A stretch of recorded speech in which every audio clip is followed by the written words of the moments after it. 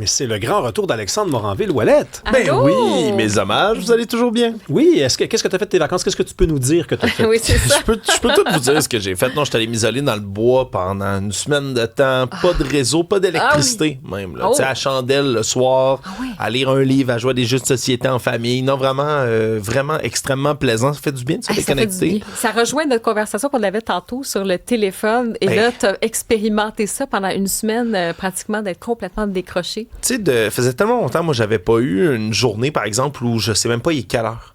Tu sais, j'avais même pas de téléphone pour regarder, on est rendu quelle heure dans la journée. Tu sais, tu te fies au soleil, à la luminosité, puis advienne que pourra. Ça fait extrêmement du bien. Je le recommande à tout le monde, même si vous pouvez le faire avec de l'électricité, mettons, mais pas de réseau. Ça fait véritablement du bien. Jetez votre téléphone dans un panier puis profitez de vos vacances. Ah. Je vous le conseille. Puis j'ai écouté Angine de poitrine samedi à Oshéaga. Oh, OK, rien de J'étais moins. là, spectacle surprise qui m'a bien fait rire, je vous avoue. Retour là. en force. Retour en force certain. On lance ça, les amis, On on y lance va. ça. On lance ça. Je voulais vous parler d'une peine relativement légère qu'a reçue un Français qui se trouve à Singapour. Vous avez peut-être entendu parler de cet influenceur, un étudiant de 19 ans, bien populaire sur les réseaux sociaux, Monsieur Didier Gaspard Owen Maximilien, tout un nom, qui a fait un geste assez stupide alors qu'il se trouvait sous un visa étudiant à Singapour. Okay? Singapour, évidemment, cité-État, reconnu pour sa beauté, sa richesse, mais aussi pour ses lois extrêmement strictes. Hein? Tu niaises pas avec le POC en bon français à Singapour parce que les policiers et les autorités ont pas le goût de rire. Encore moins quand ce jeune homme, M. Owen Maximilien, s'est filmé en train d'aller dans une distributrice de jus d'orange, okay? Comme il en existe à Singapour. Il a pris une paille, il la met dans sa bouche, il la lèche là, à grandeur, et il la remet dedans. Il se filme ses réseaux sociaux en train de faire ça, puis il fait comme ha ha ha. Puis la vidéo, le problème pour lui, c'est qu'elle est devenue virale. Au départ, c'est bien pour un influenceur de son genre. Le problème, c'est qu'il a été arrêté pour ça par la police parce qu'évidemment, c'est un attentat à la salubrité. Et là, les autorités il était passible là, d'une peine de prison là, jusqu'à 3 mois de tôle pour avoir fait ça. Finalement, on a appris là, pas plus tard qu'hier qu'il s'en sort très bien. Il va avoir une amende de 600 $ et c'est tout. OK? Et là, les autorités ont décidé d'être peu sévères en disant, regardez, il est jeune. La paille, personne l'a utilisé par la suite, semble-t-il, qui est allé l'enlever après sa vidéo niaiseuse. Donc, tu sais, plus de peur que de mal. Mais c'est parce qu'il aurait pu là, avoir beaucoup plus grosse amende, une peine de prison en plus.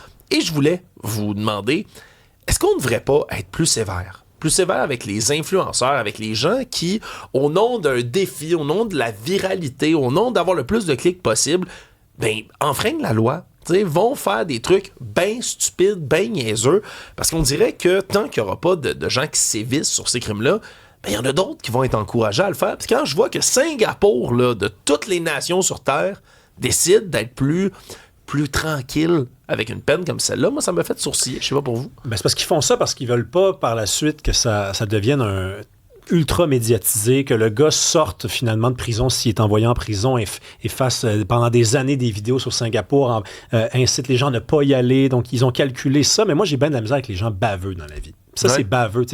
Des fois, littéralement. Est-ce que c'est intentionnel? Est-ce que c'est pas intentionnel? Des fois, tu te poses ça avec un crime. Est-ce que c'est intentionnel? Est-ce que c'est pas intentionnel? Puis là, tu punis quelque chose qui est davantage qui est intentionnel. Là, c'est quelqu'un qui veut se filmer en train de faire une bêtise. Il n'y a pas d'examen à faire si c'est intentionnel ou pas. C'est en soi se l'est. Et j'ai bien de la misère avec ça, moi. Puis on en voit de plus en plus, Donc, carrément, oui. on dirait. Ouais, non, mais moi, je pense qu'à un moment donné, il ne faut pas non plus exagérer, là, dans le sens que si on se mettait toujours à punir, puis punir la bêtise humaine, là, je pense que tout le monde a une histoire et on enverrait beaucoup de gens en prison, là, tu vois ce que je veux dire? Donc, à un moment donné, il y a des règlements. Oui, il y a des amendes. Si tu fais un crime, j'espère que tu vas être puni. Mais je pense que c'est plus cette culture-là aussi où on veut faire le buzz, puis là, on peut aller un petit peu à l'encontre de ces règlements. Mais en fait, c'est plutôt... je trouve que c'est peut-être un manque de curiosité, puis de dire que je m'en vais dans tel pays, qu'est-ce qui est autorisé, qu'est-ce qui n'est pas autorisé, puis jusqu'où on met la ligne, tu vois, un peu. Je pense que c'est plus ça, là. À un moment donné, il y a un minimum de respect pour, si vous allez quelque part, il me semble que vous devez quand même vous informer, là. Oui. je pense qu'il y a de plus en plus de petits crimes comme ceux-là, tu sais, peut-être des infractions qu'on va découvrir, hein, peut-être à cause des influenceurs puis des gens qui veulent faire un buzz comme ça. Parce que des fois, ça peut être drôle, puis des fois, c'est Ben vraiment épais, puis effectivement, là, tu vas vraiment à l'encontre des règlements. Après, bon, tu sais, dans des pays, ça peut être hyper sévère, là, puis on a vu qu'il y avait du tourisme, de personnes qui décident sciemment d'aller dans des pays où il y a des règlements, où c'est même compliqué, où même les gouvernements disent il y a une alerte rouge, n'allez pas, tu sais, il y a un enjeu de sécurité, n'allez pas dans ce pays-là, puis tu décides d'y aller pareil. À un moment donné, c'est aussi à tes risques et périls, là. Ouais. Je pense qu'il y a des conséquences qui peuvent venir. Oui. Là, Avant que tu fasses ta deuxième, parce que j'ai été voir niaise pas avec le POC, parce qu'à Singapour, ils parlent plusieurs langues, dont le mandarin, et niaise pas avec le POC en mandarin, donc je m'essaye, c'est Bie Zai Bien Qiu Sheng Chuo Jin Shu.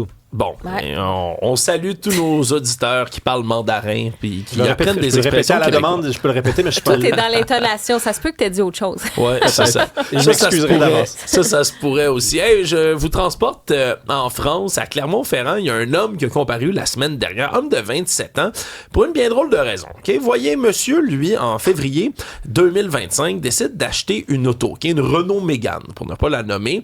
Une auto qui paye à ce moment-là 8 500 €. Jusque-là, tout va bien, roule dans sa bagnole, finit par se faire coincer 4 mois plus tard. Les policiers font un contrôle routier auprès de l'homme en question qui avait déjà perdu presque tous ses points d'inaptitude. Semble-t-il que c'est pas un grand chauffeur.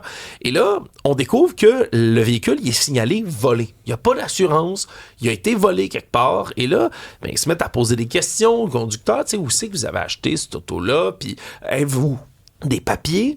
Et là, il y a la carte grise en France, c'est comme un peu l'équivalent des matriculations, si je ne m'abuse. Et là, regarde ça.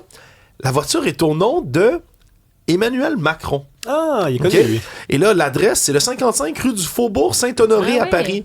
Ça, c'est l'adresse du palais de l'Élysée, ni plus ni moins. Et là, ça a déclenché tout un processus judiciaire dans lequel l'homme a été jugé pour recel de vol, d'avoir un produit en sa possession qui a été volé. Pourquoi? Parce que les magistrats avaient de la misère à croire son histoire. On dit, OK, là, vous avez acheté une auto, vous... Puis vous avez vu Emmanuel Macron, l'adresse de l'Élysée, vous avez fait « Ah ben oui, c'est bon, c'est à M. Macron que j'achète une auto. » Voyons. Ouais, et là, ils ont eu de la misère à le croire. Le procès s'est étiré. Ses avocats ont argumenté. Ils ont dit, regardez, il a acheté son auto à 3 h du matin. Il était bien fatigué. Il a pas regardé ça.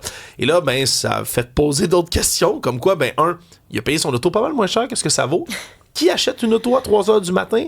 À qui il l'a acheté à 3 h du matin? C'est sûr qu'à 3 h du matin, un petit deal comme ça pour une auto, toujours une bonne idée. Bref, je trouve que vous êtes dans le jugement. Il a été innocenté, finalement, de recel dans tout ça. Il a reçu une amende, mais c'est assez spécial. Merci de savoir ça. Merci, Alexandre.